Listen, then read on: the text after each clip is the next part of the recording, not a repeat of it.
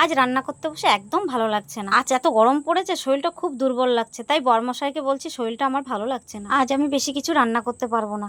বরমশাই বলল ঠিক আছে, কিছু রান্না করতে হবে না, কাতলা মাছ এনেছি, একটু পাতলা করে ঝোল করে দাও আর একটু শাক রান্না করে দাও। তাই তাড়াতাড়ি করে কাতলা মাছ ভাজতে বসে পড়লাম আর হালকা অল্প মশলা দিয়ে কোনো রকম একটু মাছের ঝোল করব। আর আমার শরীরটা খারাপ লাগছে শুনে আমার বরমশাই আমার জন্য একটা দই নিয়ে এসছে। বলল গরমে তোমার শরীরটা খারাপ লাগছে, দইটা খাও, ঠান্ডা দইটা খেলে তোমার ভালো লাগবে। দইটা খাবো কী করে, কড়াইতে তো আমার তেল গরম। তাই তাড়াতাড়ি করে মশলা বেটে তরকারিটা চাপিয়ে দিয়ে ঝোল দিয়ে বসে পড়লাম আমি দইটা খেতে। গরমের সময় বেশি বেশি করে জল খেতে হয়, কি করব, বেশি বেশি করে জল খাই আর কাজ করি, আর গরমের মধ্যেই থাকতে হয় আমাকে সারা দিন। স্বামীর কাছ থেকে পাওয়া এই ছোট ছোট জিনিসগুলো না ভীষণ ভালো লাগে। এই যে শুনেছে আমার শরীরটা খারাপ লাগছে, আমার জন্য একটা দই নিয়ে এসছে, এটা আমার অনেক অনেক অনেক বড় কিছু দেওয়া।